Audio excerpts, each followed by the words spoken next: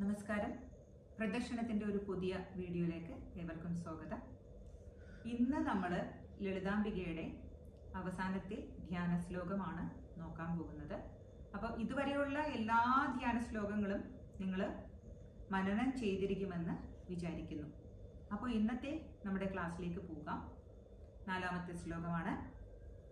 അരുണാം കരുണാതരംഗിതാക്ഷി ധൃതപാശാങ്കുശപുഷ്പബാണചാപാം അണിമാതിപിരാവൃതാം മയൂഖൈഃ അഹമിത്യേവ വിഭാവയേ ഭവാനി. അപ്പോൾ ഇതിലെന്താ പറഞ്ഞിരിക്കുന്നതെന്ന് നമുക്ക് നോക്കാം. ആദ്യം അരുണാം കരുണാം തരംഗിതാക്ഷി എന്നാണ് പറയുന്നത്. അപ്പോൾ ആ ഒരു വരിക്ക് പല രീതിയിലും അർത്ഥങ്ങൾ പറയാറുണ്ട്. ഞാൻ എല്ലാ തരത്തിലുള്ള അർത്ഥങ്ങളും നിങ്ങൾക്ക് പറഞ്ഞുതരാം.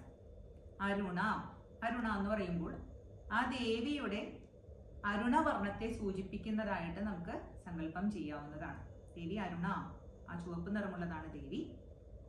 കരുണാം തരംഗിതാക്ഷി, ആ കരുണ വഴിഞ്ഞൊഴുകുന്നതായിട്ടുള്ള നേത്രങ്ങളോടുകൂടിയവളാണ് ഭഗവതി എന്ന് പറയാം.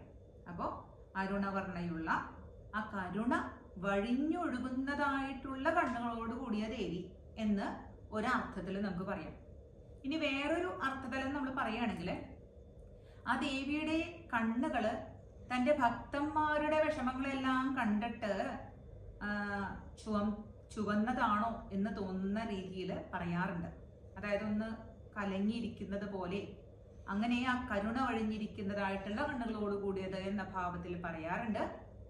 അതല്ലാന്നുണ്ടെങ്കിൽ ഈ ചുവപ്പ് രാശി, ആ കടക്കണ്ണിൽ അല്പം ചുവപ്പ് രാശിയുള്ള കണ്ണുകള് സാമുദ്രിക ശാസ്ത്രപ്രകാരം അത് ഒരു നല്ല സ്ത്രീകളുടെ ലക്ഷണമായിട്ട്, അതായത് ഒരു നല്ല സൗന്ദര്യ ലക്ഷണമായിട്ടാണ് പറയപ്പെടുന്നത്.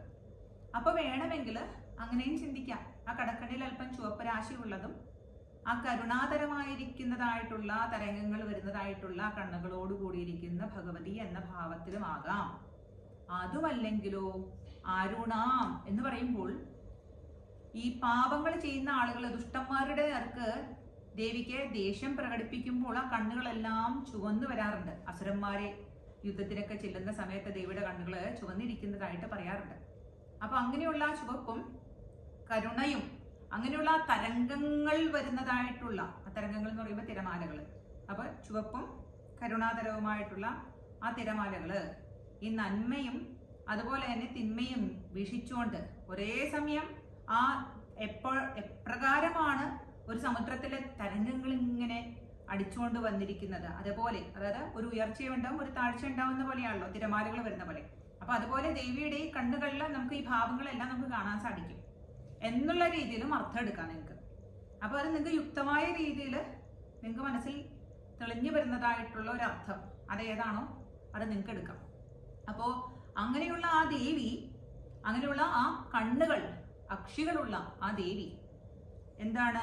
ധൃതപാശാങ്കുശ പുഷ്പബാണചാപാം. ധൃത ധരിച്ചിരിക്കുന്നു. എന്താണ് കയ്യിലെല്ലാം ധരിച്ചിരിക്കുന്നത്? പാശം, അങ്കുശം. പാശം കയറ്, അങ്കുശം ആ തോട്ടി, അതുപോലെ പുഷ്പബാണങ്ങൾ. ആ പഞ്ചതന്മാത്ര സായകളാണ്, അത് പുഷ്പങ്ങളായിട്ട് നമ്മൾ പറയാറുണ്ട്. പുഷ്പബാണങ്ങള്, അതുപോലെ ചാപം, ആ വില്ല്, കരിമ്പൻ വില്ല്, ഇതെല്ലാം കയ്യിൽ ധരിച്ചിരിക്കുന്ന അണിമാതിപിരാവൃതാമയൂഖൈഃ. അണിമാതി, അണിമ തുടങ്ങിയ ആ സിദ്ധികള്, അത് പ്രകാശകിരണങ്ങളെ പോലെയുള്ള മയൂഖൈ എന്ന് പറഞ്ഞു കഴിഞ്ഞിട്ടുണ്ടെങ്കിൽ ആ പ്രകാശ കിരണാദികള്, ആ അണിമാതി ഐശ്വര്യാദികളെല്ലാം കിരണങ്ങളെ പോലെ വലയം ചെയ്ത് നിൽക്കുന്നതായിട്ടുള്ള ആ ദേവി. അപ്പോ അണിമ, ഗരിമ, ലിഹിമ, ഈശിത്തം, വശിത്തം, പ്രകാശം, പ്രാപ്തി തുടങ്ങിയ യോഗ സിദ്ധി പ്രകാരം നമ്മൾ പറയുന്ന സിദ്ധികള്, അഷ്ടൈശ്വര്യങ്ങള്, അഷ്ടസിദ്ധികൾ എന്നൊക്കെ പറയുന്ന അതെല്ലാം പ്രകാശരശ്മികളെ പോലെ ദേവിയെ വലയം ചെയ്തിരിക്കുന്നു. അപ്പൊ നമുക്കറിയാം ഹനുമാൻ സ്വാമിക്ക് ഈ സിദ്ധികളെല്ലാം ഉണ്ടായിരുന്നു. അപ്പൊ അദ്ദേഹത്തിന് അണുവിനോളം ചെറുതാണ് അണിമ. അതുപോലെ തൻ്റെ ഭാരം കുറയ്ക്കുവാനും ഭാരം കൂട്ടുവാനും, അല്ലെ, പാലിന്റെയൊക്കെ ഭാരം അദ്ദേഹം കൂട്ടിയിട്ട് ഉയർത്താൻ സാധിച്ചില്ലല്ലോ. ഭീമസേന അത് ഗത കൊണ്ട് ഉയർത്തി മാറ്റിയിടാൻ പോലും സാധിച്ചില്ല. അതുപോലെ തൻ്റെ ശരീരത്തിന്റെ ആകാരം എത്രത്തോളം വലുതാക്കാനും സാധിക്കുമായിരുന്നു, കടുകുമണി പോലെ ചെറുതാക്കാനും സാധിക്കുമായിരുന്നു. വിചാരിക്കുന്ന സ്ഥലത്ത് പ്രത്യക്ഷപ്പെടാനുള്ള കഴിവ്, അല്ലെ കാര്യങ്ങളെല്ലാം നടത്തുവാനുള്ള ആ സിദ്ധി, ഇതെല്ലാം ഉണ്ടായിരുന്നു. അപ്പൊ അതുപോലെയുള്ള ആ അണിമാദിയായിട്ടുള്ള ആ അഷ്ട ഐശ്വര്യാദികളെല്ലാം തന്നെ പ്രകാശരൂപേണ വിളങ്ങിക്കൊണ്ടിരിക്കുന്നതായിട്ടുള്ള ആ ദേവിയാണ്. ഇതുപോലെയുള്ള ആയുധങ്ങള്, പാശം, അങ്കുശം, ചാപം, അതുപോലെ തന്നെ ബാണാദികളെല്ലാം പിടിച്ചിരിക്കുന്ന ആ ദേവിയെ അഹമിത്യേവ വിഭാവയേ ഭവാനി എന്നാണ് പറയുന്നത്. ഞാനിപ്പോൾ ആ വിഭാവന ചെയ്യുകയാണ്. ആ ഭഗവതിയെയാണ് ഞാൻ സങ്കല്പം ചെയ്യുന്നത്, അഥവാ ഞാൻ ധ്യാനിക്കുന്നത് എന്നാണ് പറയുന്നത്. അപ്പോൾ അങ്ങനെ ഇരിക്കുന്ന ആ ദേവിയെ ഒരു ഉപാസകൻ ഏത് ദേവിയെയാണോ അല്ലെങ്കിൽ ദേവനെയാണോ ഉപാസിക്കുന്നത്, ആ ദേവന് അല്ലെങ്കിൽ ആ ദേവിക്കുള്ള ആ ഗുണങ്ങള് ഉപാസകനിലേക്ക് വരുമെന്നാണ് പറയുന്നത്. അപ്പൊ അതേ ഭാവത്തിലേക്ക് ഉപാസകൻ ഉയരും. അപ്പൊ അതാണ് നമ്മൾ പറയുന്നത്, നമ്മളെപ്പോഴും സാത്വിക രീതിയിലുള്ള ഉപാസന മൂർത്തികൾ എടുക്കാനാണ് കൂടുതലും നമ്മൾ പറയാറ്. കാരണം ആ ഗുണങ്ങൾ നമ്മളിലേക്ക് സംക്രമിച്ചു വരുന്നതാണ് പറയുന്നത്. അപ്പോൾ ഇതുപോലെ ഉള്ള ആ ഗുണങ്ങളെല്ലാം തികഞ്ഞിരിക്കുന്ന ദേവി നന്മയെ നല്ല രീതിയിലും തിന്മക്കെതിരെ എങ്ങനെയാണ് അപ്പൊ തന്നെ നിയന്ത്രണങ്ങളെല്ലാം കൊടുക്കാൻ സാധിക്കുന്നതായിട്ടുള്ള രീതിയും, അതുപോലെ ഇതുപോലെ അഷ്ട ഐശ്വര്യാദികളെല്ലാം നിറഞ്ഞിരിക്കുന്നതായിട്ടുള്ള ഭഗവതിയെ ആരാധിക്കുന്നത് വഴി ആ ഗുണങ്ങൾ ആ ഒരു ഉപാസകയിലേക്ക് സംക്രമിച്ചു വരുമെന്നാണ് പറയുന്നത്. അപ്പോൾ അങ്ങനെയുള്ള ആ ലളിതാംബികയെ നമുക്ക് എല്ലാവർക്കും ധ്യാനിക്കാം.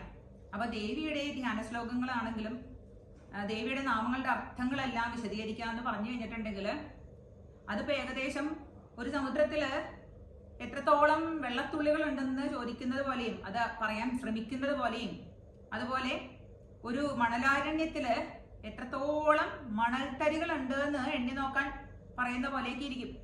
കാരണം അതിപ്പോ എൻ്റെ ഒരു ജന്മം വിചാരിച്ചാലും ആ അർത്ഥതലങ്ങളെ ശരിയായ രീതിയിലേക്ക് അല്ലെങ്കിൽ ആ ഉയർന്ന തലത്തിലേക്ക് ചിലപ്പോൾ വ്യാഖ്യാനിക്കാൻ സാധിക്കില്ല. എങ്കിലും ചെറിയൊരു പരിശ്രമമാണ് നമ്മളെല്ലാവരും നടത്തുന്നത്. അമ്മയിലേക്ക് ഒരു ചുവട് വെക്കാനാണ് നമ്മൾ ശ്രമിക്കുന്നത്. ആ ഒരു ചുവട് വെച്ചാൽ അമ്മ 10 ചുവട് നമ്മളിലേക്ക് വരുമെന്നുള്ളത് ഉറപ്പാണ്. അത് അനുഭവമുള്ള ഒരു വ്യക്തിയാണ് ഞാൻ. അപ്പൊ എല്ലാവരും മനസ്സറിഞ്ഞ് അമ്മയെ ധ്യാനിക്കാൻ ശ്രമിക്കാം. ഏവർക്കും നന്ദി, നമസ്കാരം.